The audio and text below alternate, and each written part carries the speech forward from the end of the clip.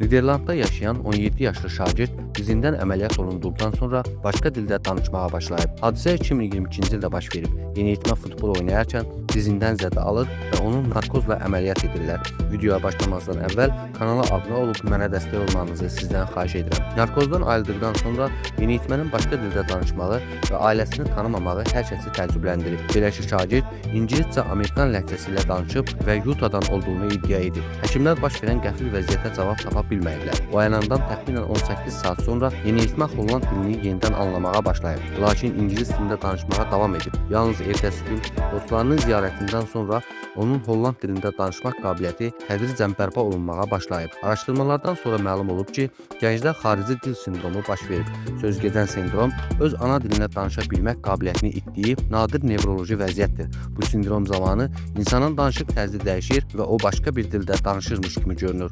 Lakin tipik hallardan fərqli olaraq yeniyetmə yalnız əməliyyatdan sonra ingilis dilini başa düşə bildiyini deyib. Araşdırmalar zamanı məlum olub ki, narkoz beyindəki əlaqələri qısa müddətdə bağlaya bilər. Bu da ünsiyyət və dil mərkəzlərinə təsir edərək bu cür qəribə hallara səbəb ola bilər.